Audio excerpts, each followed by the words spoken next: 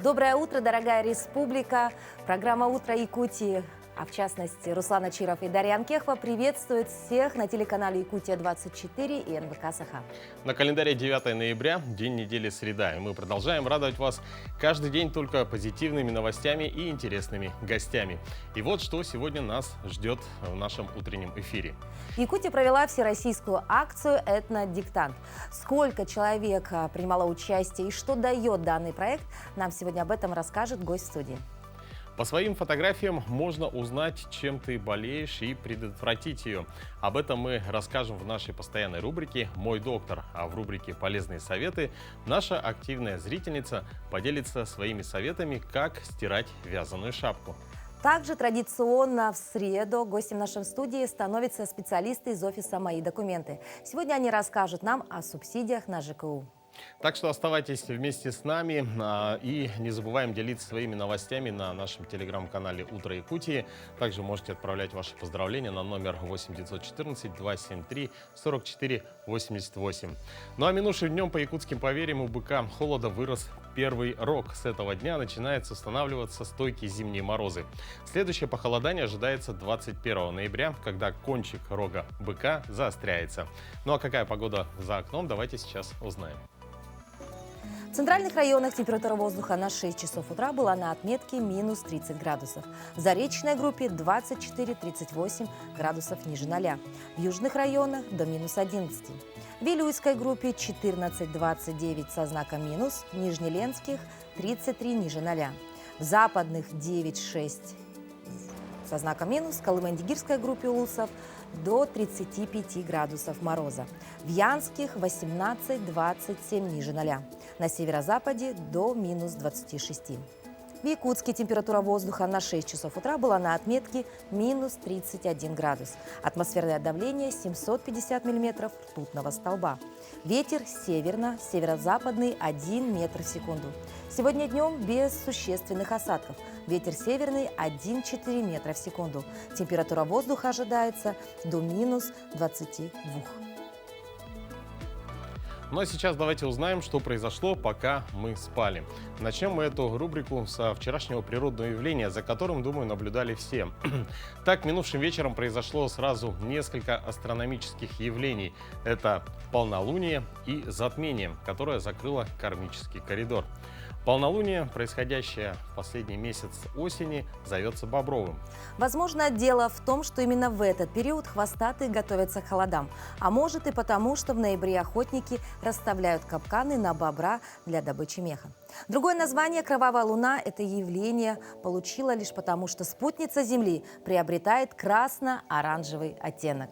Слушай, ну я вот вчера съездил специально поснимать вот это затмение лунное. Получилось? Ну, да, вроде получилось. Я думаю, покажем в одном из ближайших сюжетов. Но, что интересно, я выехал на Табагинский мыс, затмение было впереди, а я обернулся назад, а над городом было небольшое северное сияние. Да, ты что, то есть его можно будет поймать? Ну, я прям постарался, да, сфотографировать, а вот фотографии наших подписчиков сейчас видно на экранах. Действительно, я, если честно, проспала данный момент. Это просто отголоски вот нашего графика работы. Но, а если честно, конечно, вот глядя на это фото, думаешь, неужели все так рядом? Да, действительно, завораживает. Но мы продолжаем говорить дальше о том, что произошло, пока мы спали. Так, в селе Арыктах Кобяйского района местный житель нашел детеныша серого журавля, занесенного в Красную книгу Якутии. Серые журавли улетают на юг обычно в сентябре. Видимо, птенец не успел встать на крыло, поэтому был оставлен сородичами. Птица была обессилена, замерзла, она не могла летать и, возможно, в поисках спасения вышла именно к людям. Как утверждают старожилы, это первый случай в их памяти, чтобы журавль заходил в деревню. Сейчас за птицей до особых указаний ухаживают сельчане. Как сообщили Минэкологии Якутии, кормят ее 3 раза в день рыбой, и благодаря этому уходу она восстановится очень быстро. Теперь о глобальном, точнее, что же говорят федеральные средства массовой информации. Так, в сети появилась информация о том, что домашний интернет и платное телевидение в 2023 году могут подорожать на 10-15%.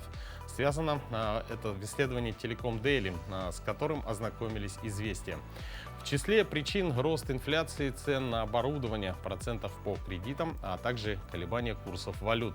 При этом российский рынок проводного интернета и платного телевидения уже перенасыщен. Все абоненты охвачены, поэтому увеличивать доходы и компенсировать издержки компании могут, поднимая плату за услуги, указали эксперты. Представители бизнеса отметили, что формирование тарифов будут ориентироваться на себестоимость оказания услуг и рыночную конъюнктуру. Также могут вырасти и цены на мобильную связь, ожидают менеджеры компании, которые помимо проводного интернета, доступа и ТВ продают и эту услугу. Между тем, спикер Госдумы Российской Федерации Вячеслав Володин в своем телеграм-канале запустил опрос. Объектом обсуждения является возможный отказ от новогодних мероприятий. Большинство респондентов, это 66%, поддержали вариант оставить только детские праздники и новогодние елки. 23% опрошенных выступили за полную отмену празднования. И 11% предложили отмечать Новый год как обычно. А как вы относитесь к этой инициативе, поделитесь с нами в нашем телеграм-канале.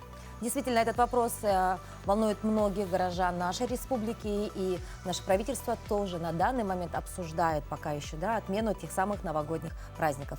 А тем временем в центре Якутска устанавливают новогоднюю елку. Главную красавицу столицы, как сообщили власти, будут украшать игрушками и иллюминацией, закупленные в прошлом году. Средства, запланированные на покупку новых украшений, направили на приобретение дополнительной экипировки для военнослужащих из республики. При этом также власти региона призвали воздержаться все же от корпоративных праздничных мероприятий. Стали известны популярные направления для отдыха у москвичей на Новый год. Так, спрос вырос на туры в Таиланд, Гоа, а также на Шри-Ланку и по внутренним направлениям. Об этом сообщают туроператоры. Пока одни хотят январский загар у теплого моря, другие ставят на экскурсии. Среди отечественных направлений в топе у россиян Москва и Санкт-Петербург. Также мы просим вас поделиться своим мнением в нашем телеграм-канале. Ну, Руслан, вот все-таки статистика говорит о том, что кто-то хочет поехать за границу, кто-то остаться здесь. Ты Новый год где обычно отмечаешь? Я обычно ни разу не выезжал куда-то на Новый год. То есть всегда дома, всегда здесь. Ну, а если была возможность все-таки на море бы поехал, или вот все-таки остался на территории России, Москва, Санкт-Петербург? Слушай, ну сейчас пока еще не так холодно, но вот я знаю, какая температура у нас ждет в январе, феврале. То есть, конечно, хотелось бы куда-нибудь потеплее съездить, хотя бы дней на 5-7. Ну, а сегодня 9 ноября. Знаешь ли ты, какие праздники сегодня можно отметить в кругу семьи, либо обратить внимание на какие-то памятные даты? Слушай, ну я не знаю, но я думаю, в этом нам поможет наша следующая рубрика «Даты и события».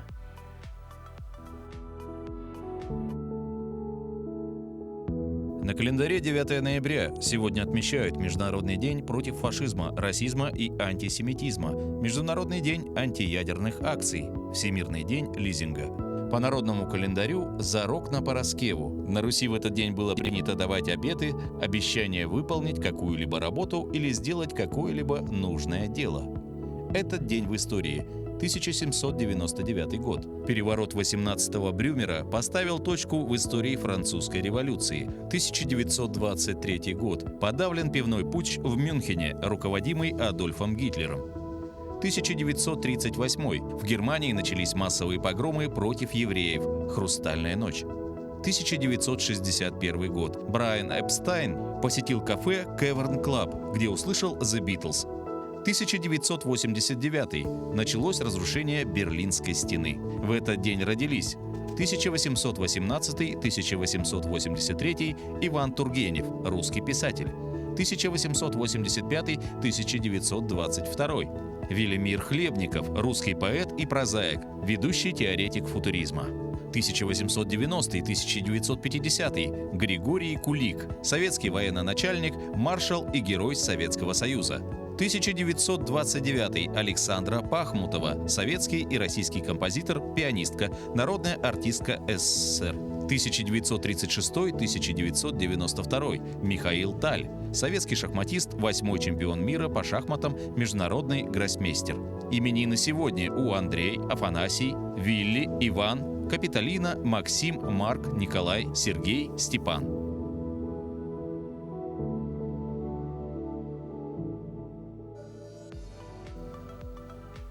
Доброе утро всем, кто к нам присоединился. В эфире телеканал Якутия-24, НВК Саха, передача «Утро Якутии». И мы желаем вам бодрого, отличного настроения. В студии Дарья Анкехова, Руслан Ачиров. И, кстати, мы напоминаем вам, что вы можете принимать участие в нашем прямом эфире, отправлять ваши поздравления на наш номер. И одно из таких поздравлений нам поступило. Поздравляем нашу любимую маму, бабушку, прабабушку с 75-летним юбилеем. Народная мелодистка Протопопова Светлана Николаевна, ветеран труда, отличник, работник архива, руководитель народного ансамбля «Кустук». Желаем здоровья, счастья и много лет счастливой жизни от детей, внуков, правнуков и коллег. Мы тоже присоединяемся к поздравлениям, Светлану Николаевну. Поздравляем с юбилеем. Ты знаешь, Светлане Николаевне очень повезло с родственниками, потому что это сообщение пришло к нам аж позавчера. И то есть зрители очень переживали за то, чтобы именно их близкого человека поздравили на республиканском телевидении. Да, и, кстати, мы тоже вам предлагаем заранее отправлять сообщения, не обязательно день в день, да, то есть можно написать дату, и мы обязательно поздравим вашего близкого человека со знаменательной датой. Ну, а как часто ты отмечаешь вообще праздники? Вот, исходя ты отмечаешь день рождения? Нет, исходя из нашей рубрики. Вот бывают же иногда такие, знаешь, праздник там улыбки, праздник обниманий, целовашек. Ну, то есть праздников бывает очень много.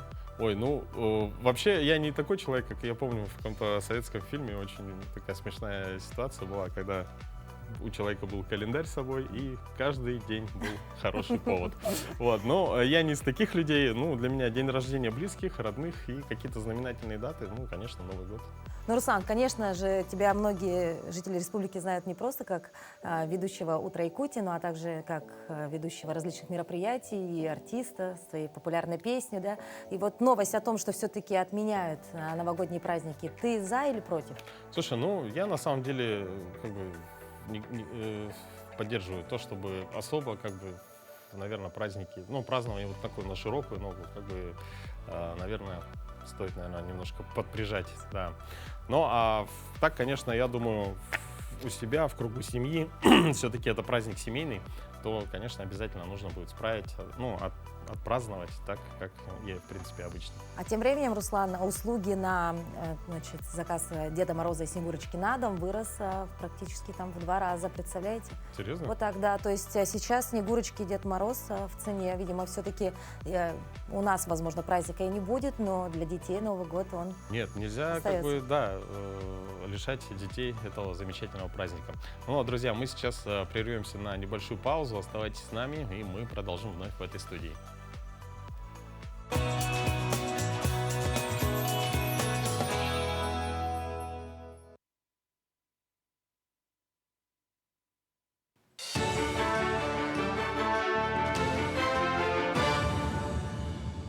Доброе утро, Якутия. Последние новости к этому часу.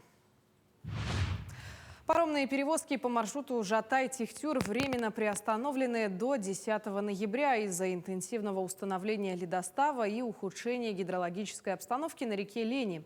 Перевозки пассажиров судами на воздушной подушке на переправе Якутск-Нижний Бестях осуществляются с пересадкой на аэроботы. На сегодня задействовано около 20 единиц судов на воздушной подушке и 6 аэроботов.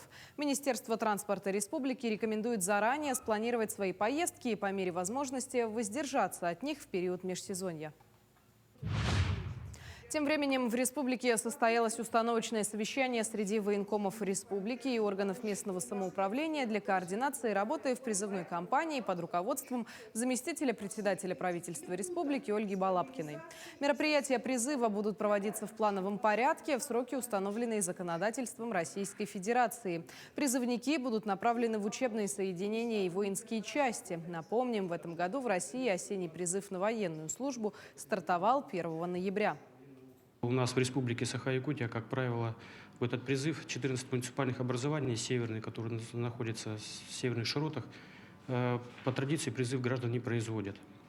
Также хочу довести до всех, что все военнослужащие по призыву, которые будут от нас направляться из республики Саха-Якутия, будут проходить службу в соединенных воинских частях Восточного военного округа на территории Дальневосточного федерального округа в пунктах постоянной дислокации. Все наши земляки специальные военные операции, они направляться не будут. Страхование легковых, грузовых автомобилей и других дорожных транспортных средств – обязательное условие и ответственность каждого человека, кто имеет технику. Его основное назначение заключается в обеспечении финансовой защиты от физического ущерба или телесных повреждений в результате дорожно-транспортного происшествия. В последнее время при авариях водители чаще стали пользоваться европротоколом без участия госавтоинспекции. На сегодняшний день документ может быть оформлен в бумажном или электронном виде. Электронный европротокол заполняется в приложении госуслуги и имеет такую же юридическую силу, как и оформленный на бумаге. Все страховые компании вовлечены в данный процесс.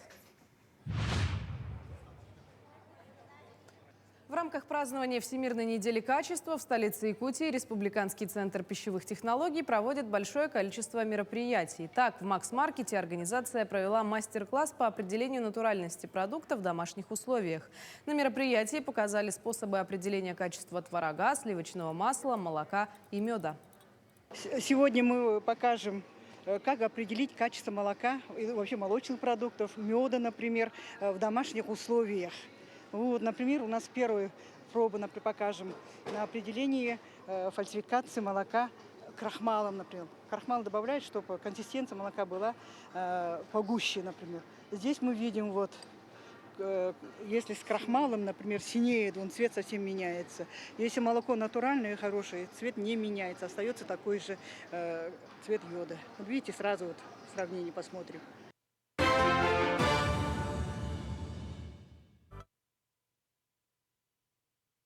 Мы продолжаем прямой эфир программы «Утро Якутии» и приветствуем всех, кто только присоединился к нам. Просыпайтесь скорее, заварите себе чашечку кофе и оставайтесь с нами в течение ближайших 30 минут. Якутия с 3 по 8 ноября присоединилась к международной акции «Большой этнографический диктант», где участники проверили свои знания о культуре народов России. В этом году акция прошла в 7-й раз. Напомним, целью мероприятия является привлечение внимания людей к истории, культуре и традициям народов, населяющих страну. Эти знания способствуют укреплению согласия, межэтнического мира и национального единства народов Российской Федерации, а также поднимает уровень этнографической грамотности населения. И более подробно, как прошла эта акция, сегодня мы поговорим с гостем нашей студии. Это Татьяна Пяткина. Она является заместителем министра по внешним связям и делам народов Республики Саха-Якутия. Татьяна, доброе утро. Доброе утро. Доброе утро. Вот давайте вообще в общем, что за акция, как давно она существует и какие показатели уже на данный момент есть? Данная акция у нас проводится в Республике Саха-Якутия 7-й год подряд под лозунгом «Народов много, страна одна». Мы проводим ее в рамках Дня народного единства. И хочу отметить, что очень большая активность среди молодежи, среди населения. И по итогам прошлого года Республика Саха-Якутия заняла 2-е место среди субъектов Дальневосточного федерального округа по участию в этой акции. То есть по количеству участников, да? Да, по количеству участников. Угу. А кто мог стать участником этой акции? Любой желающий. Любой желающий. Я могу сказать о том, что по предварительным данным самый старший участник у нас, его возраст составляет 83 года, самый младший 10 лет. Здорово. А кто придумывает вопросы к диктанту? И были ли там вопросы касаемо Якутии и народности, которые населяют наш регион? Да, диктант состоит из 30 вопросов, 20 вопросов федеральной направленности, ну и 10 это, конечно, с учетом региональных особенностей вопросы. Мы приглашаем опытных специалистов для того, чтобы они могли нам составить вопросы регионального значения, значит, этнографы, краеведы, а также сотрудники Национальной библиотеки. То есть это не вопросы, которые можно легко найти там, да, в средствах массовой информации, да? То есть это что-то такое должно быть прям узкого профиля? Можно найти вопросы, касаются истории, культуры, традиций народов, населяющих Россию. Ну что касаемо статистики, да, все-таки 30 вопросов, да, есть же, наверное, вообще 100-бальники, можно сказать, да, практически. Есть и такие, конечно. Которые знают все. Да. А насколько активно принимают участие вообще в диктанте? Взрослые или дети вообще активны больше? Молодежь. Молодежь. То есть молодежь. Активно у нас молодежь. А вообще диктант проводится во всех муниципальных образованиях республики, в образовательных организациях и в библиотеках. То есть в обязательном порядке, да? Да. Или все-таки добровольный? Добровольный. Добровольный, конечно. А в этом году на скольких площадках проводилась эта акция? Да, более 300 площадок у нас было. И, как отмечают организаторы, активность, конечно, была высокая. И мы надеемся, что в этом году все-таки мы побьем прошлогодний результат по участию. Ну, подобные акции, они ведь не в новизну, вы говорите, у вас туда вот 7 лет, подобные диктанты существуют и по другим направлениям, да? Вот на ваш взгляд, зачем нужны такие диктанты и каков итог-то это, для чего он нужен? На самом деле, в чем уникальность, может Да. быть, да, этой акции, она заключается в том, что у нас есть уникальная площадка, она находится в Доме дружбы народов имени Алексея Алексеевича Кулаковского. Вы знаете, что у нас 129 представителей разных национальностей проживают в республике, и самое активное участие принимают у нас лидеры национально-культурных объединений. Это очень красиво. Значит, наши председатели в национальных костюмах пишут этот диктант. А особенность еще заключается в том, что в этом году в связи с присоединением новых субъектов Российской Федерации были уже новые вопросы. Ну вот вообще у меня такое отношение к диктантам, да, что-то такое со школы, да, немножко Сидишь, боязно. стресс, да? Ну да, и когда, допустим, предлагают участвовать, или я знаю, что будет проходить какой-то диктант, ну, как-то вот так 50 на 50. Но я еще ни в одном диктанте не участвовал. Вот именно из этого небольшого страха. И- Что будет, если плохо написал диктант? А ничего не будет. Вы получите сертификат участника. А что еще получают, кстати, участники? А сертификат? Сертификат. Ну и, конечно, новые знания. Новые А. знания о народах, проживающих в России. То есть работа над истории. ошибками тоже существует. Конечно. Я вам настоятельно рекомендую, что это очень интересно. Там есть вопросы даже несколько шуточного характера, я бы сказала. Вот так. Да. А вот подобные еще какие-то мероприятия ожидаются до конца этого года? Да, у нас очень много мероприятий проводится значит, в Доме дружбы народов имени Алексея Алексеевича Кулаковского по всей республике. Конечно, мы будем подводить итоги уходящего года с нашими лидерами. Вот какая-нибудь ближайшая такая акция или мероприятие? Вот, Что можно Министерства внешней проанонсировать, да? связи, да, что можно проанонсировать? Ну, на самом деле мы занимаемся еще и сбором гуманитарной помощи. И я бы хотела призвать наш народ, а у нас на самом деле якутяне очень отзывчивый народ, который никогда не стоят в стороне от чужой беды и всегда помогают. И в связи с этим я бы хотела призвать вас участвовать в акции помощи мобилизованным гражданам и их семьям. Ну, Татьяна, большое вам спасибо за очень интересную информацию. Я думаю, что активность будет постоянная для участия в таких диктантах. Но я думаю, в следующий раз я тоже пополню Попробуй, ряды. не да. бойся, Да. плохих оценок не получишь. Хорошо, я По теперь голове спокоен. тебе никто даже не настучит за то, что у тебя плохие баллы. А возможно, у тебя 100 баллов будет, Ну, ты представляешь? вдруг, да, вдруг. То есть и с этим сертификатом придешь вот в прямой эфир программы «Утро Якутии» и скажешь, я это сделал. Да. Ну, спасибо большое вам. Спасибо. Спасибо. Спасибо вам. Россиянам для счастья необходимо иметь в среднем 205 тысяч рублей в месяц, свидетельствуют результаты опроса Суперджоb. Согласно опросу, мужчинам, чтобы ощущать себя счастливыми, денег нужно больше, чем женщинам, 226 и 182 тысячи рублей соответственно. Чем старше респонденты, тем выше их запросы. 150 тысяч рублей у молодежи до 24 лет и 222 тысячи у россиян старше 45 лет. Также опрос показал, что денежные запросы растут с увеличением уровня реальных доходов. Так, гражданам с зарплатой до 50 тысяч рублей в месяц для счастья достаточно 160. А те, кто зарабатывает от 80 тысяч рублей, оценивают свое счастье в среднем в 255 тысяч. Эх, Какие грандиозные цифры, мне кажется. Ну, представляешь, то есть студентам нужно 150 тысяч для счастья. да, вот, ну, А где ж такую стипендию иметь? слушай, ну, хорошие цифры на самом деле. Молодым нормально. специалистам, которые вот им 222 тысячи. Ну, Представляешь? это желание, да, то есть человек спросили, что тебе, сколько, какая зарплата тебе нужна для счастья. То есть вот пришел к начальнику и говоришь, я хочу, вот чтобы все было счастливо, хорошо, получать 222 Руслан, тысячи рублей. конечно бы, очень бы хотелось, чтобы желание и реальность соответствовали, Совпадали. да? Ну, дай Но бог. я думаю, в принципе, просто экономия. Как экономия. И брать поменьше кредитов. Наверное, вот в этом счастье. Ну а тем временем ученые Кембриджского университета впервые в истории перелили человеку выращенные в лаборатории эритроциты. Клинические испытания технологии проходили в рамках исследовательского проекта «Рестор», пишет редакция вуза. По задумке исследователей, их изобретение при успешно пройденных испытаниях со временем сможет произвести революцию в лечении людей с заболеваниями и редкими группами крови. Эритроциты вырастили из образцов крови людей из базы доноров Национальной службы здравоохранения Великобритании. Все искусственные эритроциты молодые, в отличие от обычных. В крови доноров есть клетки разного возраста. Добровольцы получили по 5-10 мл жидкости. Это примерно 1 либо 2 чайные ложки. Ну а сейчас тему медицины у нас продолжит наша традиционная рубрика «Мой доктор». И ее ведущая Татьяна Кехтер расскажет нам, как можно определить болезнь по обычной фотографии. Доброе утро! Посмотрите внимательно на свою фотографию. Сейчас речь не о том, удачно ли вы получились и хорошо ли выбран ракурс. Оказывается, на фото можно заметить проявление болезней.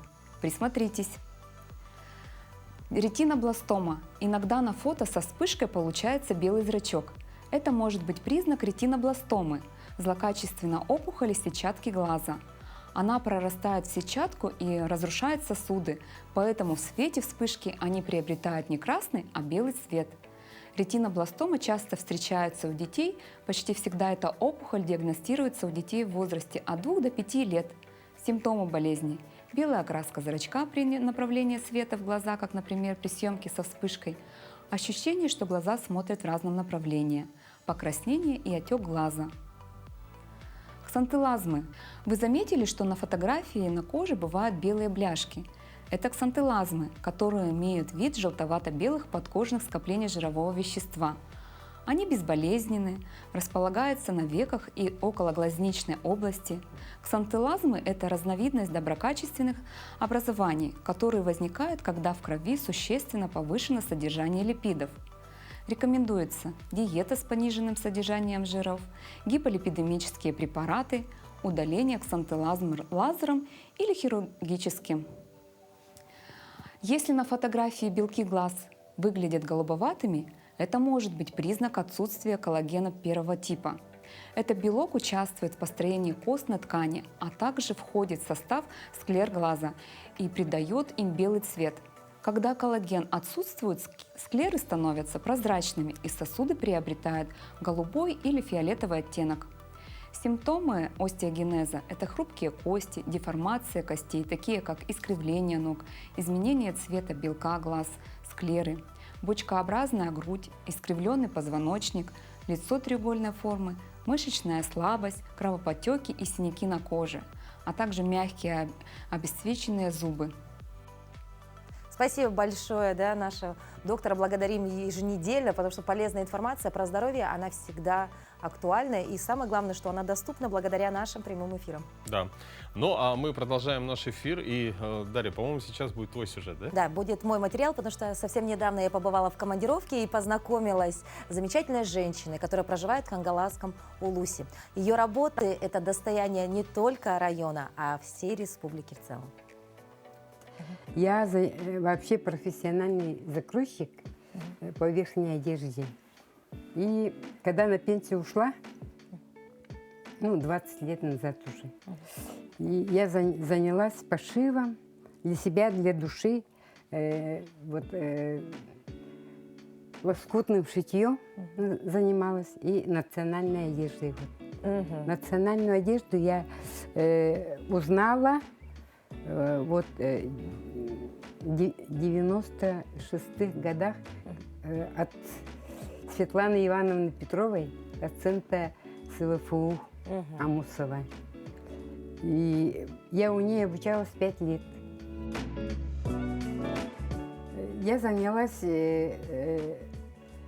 коллекцией одежды семьи Ксенофонтова Гавриила Васильевича, известного в нашем районе этнографа, историка.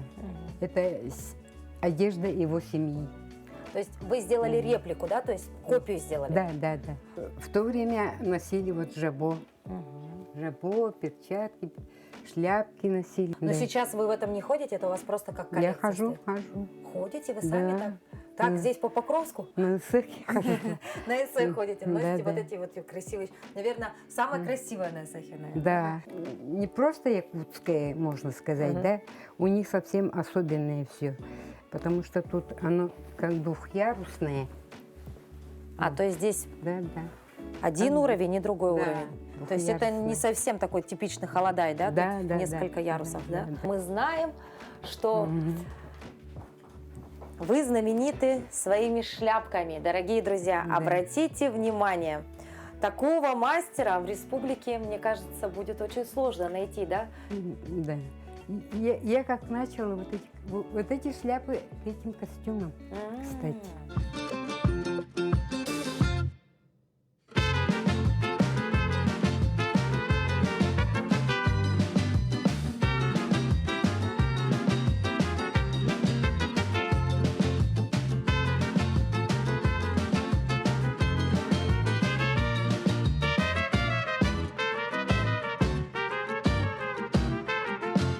Как же создаются те самые шляпки? Шляпки, так, я делаю выкройки, например, вот так вот. Вот это называется донышко, а вот это, которое по краям шьется, это тулья называется. Тулья. Мгм. То есть, по сути, вот только 3 элемента должно быть, да? Да. И мгм. потом переносите это на ткань. На ткань. Мгм. На ткань вот выкроила я. Вот бархатная теперь шляпка. Сегодня Вот будет так я бархатная выкроила. шляпка.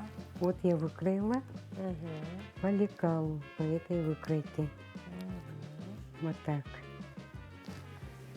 Мгм. И к ней еще выкраивается подкладка. Вот я подкладку приготовила. Точно так же. Нет, тут у меня это клеевая с клеевой. Нет, это фетр. Фетр. Фетр и сверху вот это вот прозрачная гипюровая ткань. Мгм. Так, вот здесь на края, чем вот это, ободок, да, или что? Да, лента. Лента. Корсажная лента шьется Да. сюда. Запоминаем, дорогие друзья. Корсажная Ну, а затем лента называется. делаем подклад. Мгм. Подклад выкраивается по косой, не по прямой, вот как на выкройке, а по косой. Она растягивается. Собирается здесь в центре, да? Ага.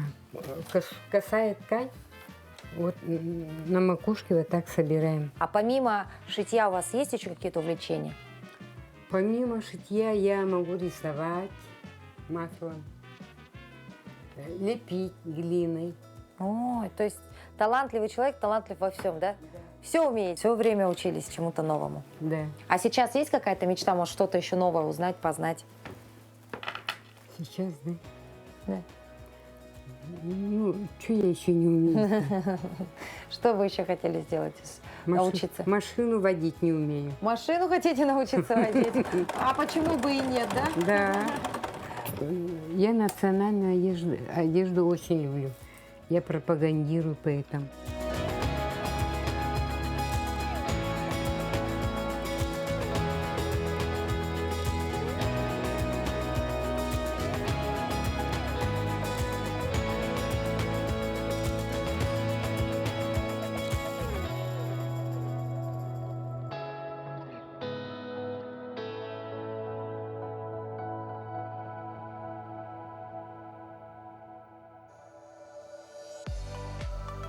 Но когда смотришь такие сюжеты, всегда вот думаешь, какие у нас все-таки есть талантливые, замечательные люди. Люди, так подожди, она же еще ни на чем не остановится. Она же говорит, я буду учиться водить машину, ты представляешь? Ну вот это тот случай, когда действительно нужно всегда развиваться, всегда постигать что-то новое, ну и, конечно, не останавливаться, не стоять на одном месте.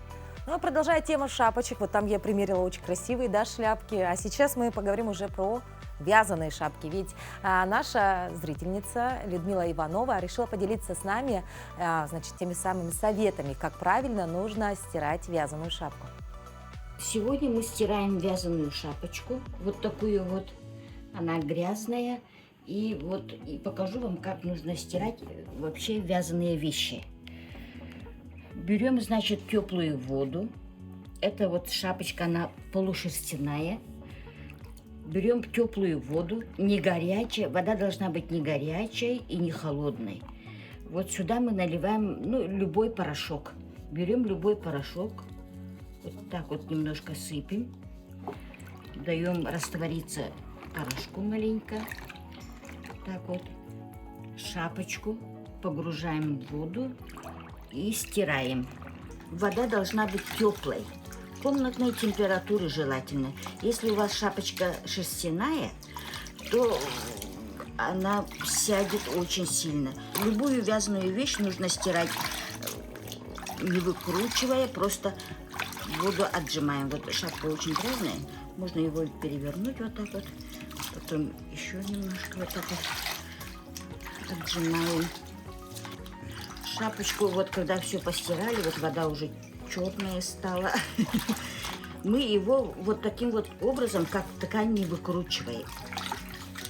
Мы его вот так вот таким образом отжимаем просто вот руками, чтобы вода немножко стекла.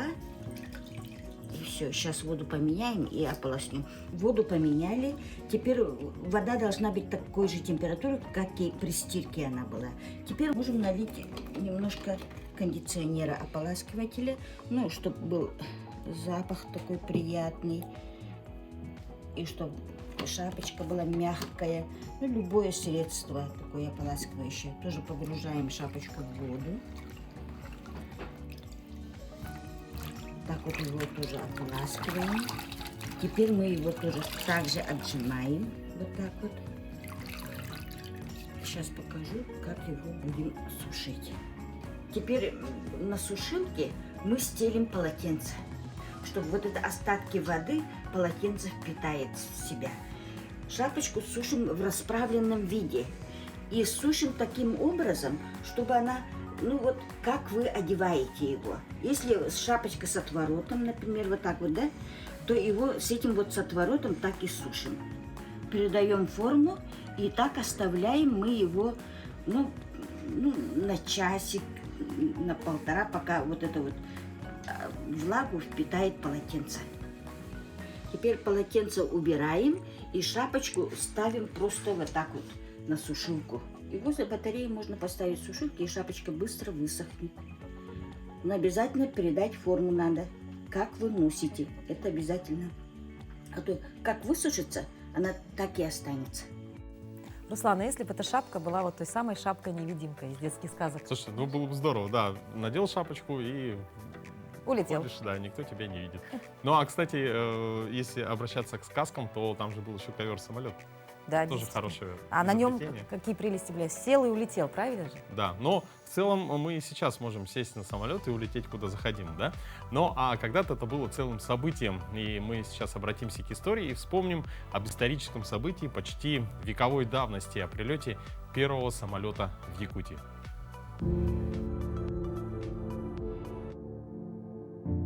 Доброе утро! С первых дней учреждения Якутской автономной Советской Социалистической Республики наряду с первейшей необходимостью вопросами стал вопрос образования воздушной линии. Якутии необходимо было искоренить транспортную изоляцию от центров для культурного и экономического развития.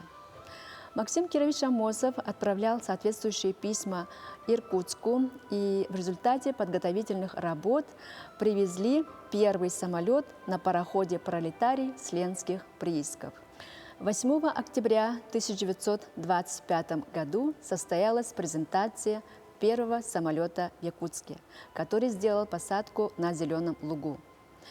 На рев мотора самолета выбежали на улицу почти все жители города Якутска.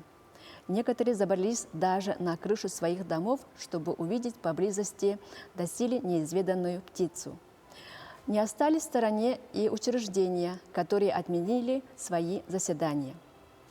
И на Зеленом лугу состоялся торжественный митинг в честь прилета первого самолета, на котором выступили инструктор Сибиавиахима Борис Масленников, председатель Центральной исполнительной комиссии Платон Аюнский и председатель Совнаркома ЯССР и Якутского отделения авиахима Максим Амосов. Они призвали население активно участвовать в сборе средств на постройку самолета. Первыми пассажирами первого самолета стали герой гражданской войны Гаврил Егоров, председатель Центральной исполнительной комиссии Платон Аюнский и крестьянка Дмитриева. Вечером в Национальном театре состоялось торжественное собрание, на котором были разыграны счастливые билеты первых пассажиров. И первый полноценный полет состоялся 12 октября по маршруту Якутск-Покровск-Якутск. На первых летчиков, кроме выполнения первых полетов в Якутии, возлагались и образовательные функции.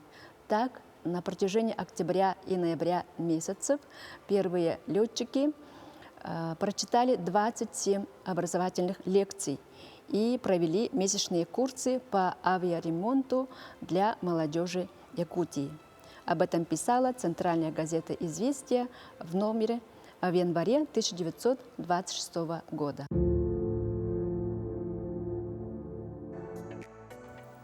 Традиционно каждую среду у нас в гостях специалисты многофункционального центра «Мои документы». И сегодня вместе с ними мы поговорим о субсидиях, именно о субсидиях на ЖКУ. И у нас в гостях Мария Бочкарева. Она является главным специалистом клиентской службы города Якутска. «Мои документы». Доброе утро. Доброе утро. Доброе утро. Скажите, кому положена субсидия на оплату жилых помещений и коммунальных услуг? Это вечный вопрос, да? Да. Субсидия положена гражданам, зарегистрированным по месту жительства в жилом помещении в муниципальном образовании на территории Республики Саха-Якутия, имеющим основание пользования этим жилым помещением, а также не имеющим задолженность по оплате жилищно-коммунальных услуг, либо имеющим соглашение о погашении данной задолженности. Ну, то есть это должны быть какие-то определенные группы, да? Или каждый может получить субсидию? Это может быть собственники помещений, граждане, у которых есть договор социального найма, договор найма и так далее. А имеется ли стандарт нормативной площади, вот, например, жилого помещения для назначения субсидий? Да, норматив имеется. Для семей от 2 и более граждан норматив площади 18 квадратных метров на каждого члена семьи и дополнительно 9 квадратных метров на семью. Для одиноко проживающих граждан это 33 квадратных метра. Для одиноко или отдельно проживающих неработающих пенсионеров норматив составляет в размере фактической площади жилого помещения, но не более 64 квадратных метров. Мария, а каков размер максимально допустимой доли расходов граждан на оплату жилищно-коммунальных услуг? Максимальная допустимая доля расходов на оплату жилищно-коммунальных услуг 15% от общего дохода семьи.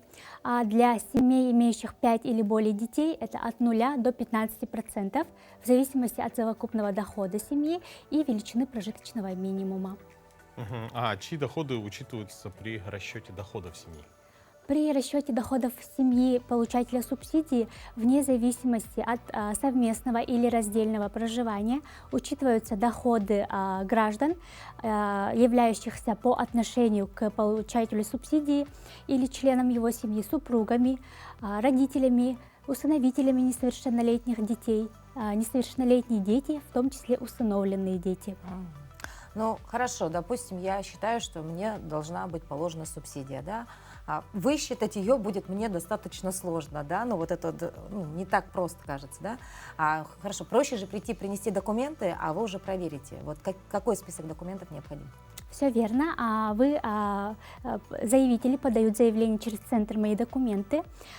Для этого необходимо предоставить документ, удостоверяющий личность, правоустанавливающий документ на жилое помещение, квитанция об оплате услуг. При этом имеет значение, если заявитель обращается в первый раз, он предоставляет квитанцию за последний месяц перед подачей заявления.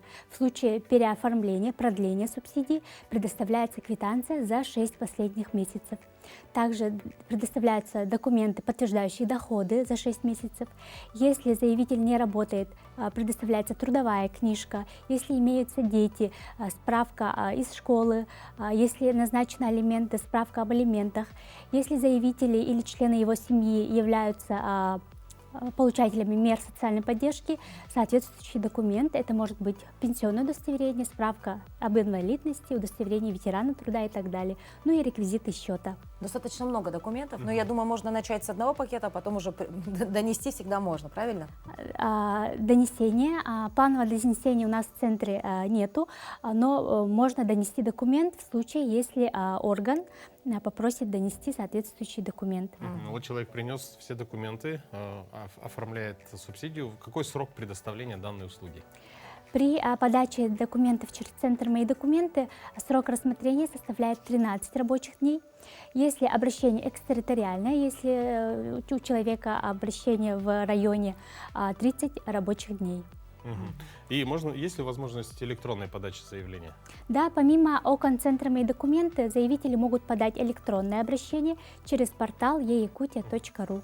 Ну, спасибо вам большое. Да, действительно, друзья, обращайтесь в центр «Мои документы». Марию мы благодарим за очень хорошую информацию. Ну и, конечно же, желаем вам отличного, доброго утра. Спасибо. Спасибо. Пламенные закаты, загадочный космос, персонажи сказок, животные, цитаты писателей. Все эти изображения на деревьях создает художница из Свердловской области. Кто является автором этих работ и почему пришла в голову такая идея, смотрим в следующем материале. Художница Алиса Любимова работает над созданием очередного изображения. Идея украшать деревья рисунками пришла девушке этой весной, сидя на лавочке. Заметив оголенный ствол дерева, Алисе пришла в голову идея, что здесь должно быть что-то яркое и красивое. Идея приходит спонтанно, смотришь и думаешь, вот здесь должно быть вот это вот. И где-то это пейзажи, а где-то это животные или какие-то сказочные герои. Вот.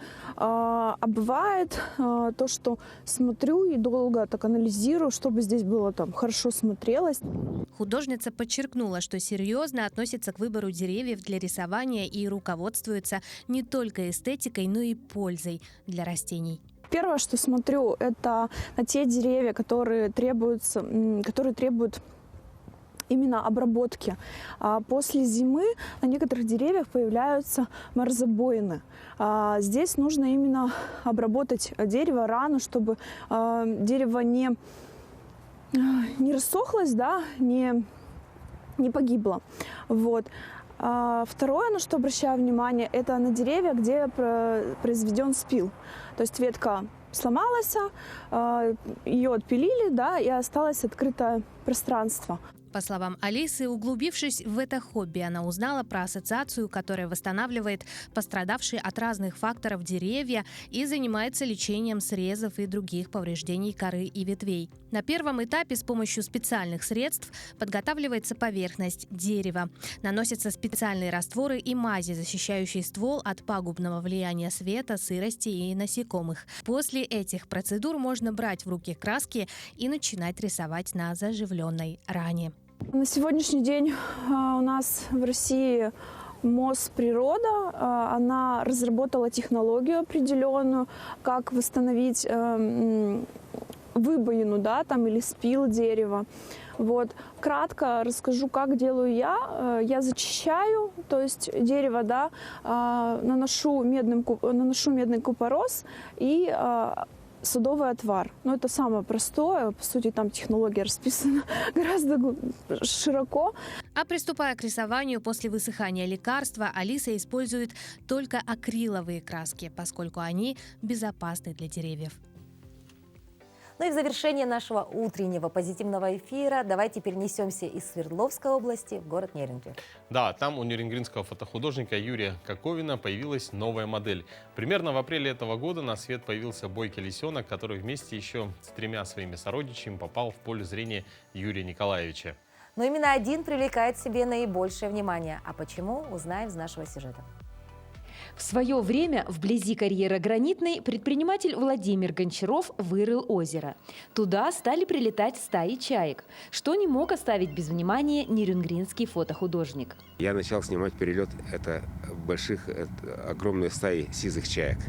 Ну, сизых чаек, потом серебристые чайки, крачки на это озеро. Вот я эту историю началась вот так. Потом я стал замечать, что лисы бегают. Ну и я же еще маленько охотился раньше. Вижу по следам, что здесь место-то обжитое не только птицами, но еще и лисами. В этих местах хищникам не хватает лесной добычи, поэтому им приходится рассчитывать на помощь людей. Но это не охотницы, это те, которые питаются в основном со свалки. Это помоечница от гостинцев людей, которые подкармливают сердобольные. Но на самом деле лису подкармливать можно. Это все думают, что они там зараженные бешенством и так далее. На самом деле не так. Просто они с самого детства живут рядом с человеком. Настолько пластичный вид, что они, наверное, без вот этого фактора помощника человека, наверное, вряд ли выживут. Эти животные все понимают, и поэтому день ото дня выходят к своим благодетелям, чтобы получить порцию лакомства. Но один из лисят особенно выделяется среди своих сородичей.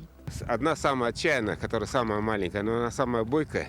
И самое главное, что она самая дерзкая среди всех. Она всех гоняет, которые подходят. То есть у них здесь борьба за местность и борьба за пищу. Не останавливает рыжих четвероногих даже работающая техника. Единственный враг, которого они боятся, это собаки. На снегу хорошо видно, где пробегала лисица, а где наследили пёсьи лапы. Для Юрия Коковина, как для охотника, различить следы не составляет труда. След лисы – это законченная цепочка. След ровный.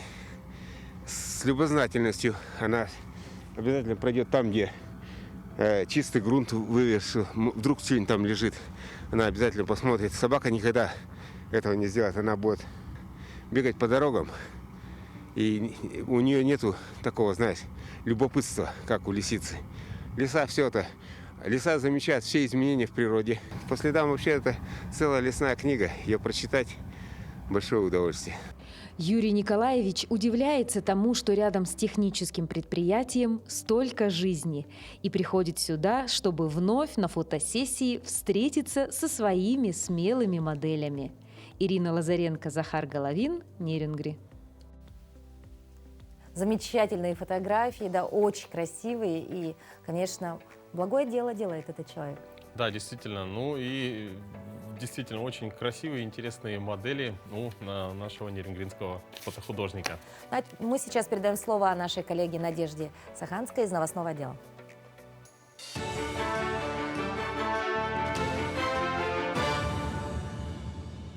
Доброе утро, Якутия. Мы продолжаем освещать самые заметные события. Денежное довольствие призванным в рамках частичной мобилизации гражданам будет начисляться с 10 по 20 число каждого месяца за предыдущий месяц службы. Минимальную сумму в 195 тысяч рублей получат те, кто прослужил с 1 по 31 октября. Если военнослужащий прослужил не 31 день, а, к примеру, 20 дней, то сумма начисленного денежного довольствия будет меньше пропорционально прослуженному сроку за октябрь. Родственники смогут получать денежное довольствие военнослужащего при его желании. Для этого военнослужащему необходимо оформить доверенность. Более 50% телеком-операторов сообщили, что в 2023 году стоит ожидать повышения цен на домашний интернет. Этому будет способствовать ряд причин. Среди факторов, ведущих к росту тарифов, участники опроса назвали уход с российского рынка зарубежных вендоров и, как следствие, дефицит телекоммуникационного оборудования. Также в числе причин рост инфляции, колебания курсов валют, ухудшение общеэкономической ситуации и падение платежеспособного спроса, а также увеличение ставок по кредитам и стоимости аренды. В Якутии будут строить и проектировать здания с применением технологий информационного моделирования. С этой целью Министерство строительства Якутии приступило к внедрению программного комплекса «Единая цифровая платформа строительства республики». С помощью этих технологий можно предотвратить ряд проблем на этапе проектирования, оценивать и вести контроль хода строительства объектов. Внедрение программы в промышленную эксплуатацию планируется до конца года. В Якут-Днепроалмазе откроют отремонтированный спортзал. Он войдет в состав культурно-спортивного комплекса. Об этом рассказал директор физкультурно-оздоровительного центра Сергей Волков. У нас там действуют детские секции, то есть вольная борьба, хапсагай. Также будет баскетбол там развиваться очень активно, потому что там для этого все есть и позволяет. Также для взрослых будет фитнес, Также можем предложить и футбол, и волейбол. То есть разновидность видов спорта обширная.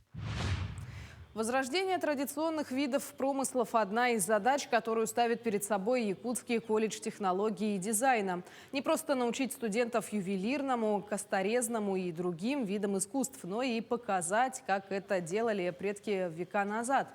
В этом году преподаватели колледжа решили вернуться к истокам якутского кузнечного дела. В столице региона прошел семинар-практикум по сыродувной плавке железа, способ, которым руду превращали в железо 100 и 200 лет назад. Несколько часов на морозе возле раскаленной печи, и все ради того, чтобы добыть металл, из которого потом можно выковать нож и хомус. Из огнеупорного кирпича.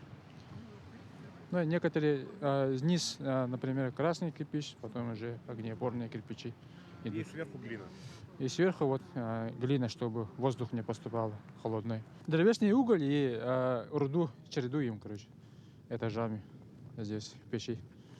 И вот как по старинке, вот мехами дуем. Вот. К этому часу это все новости. Хорошего дня.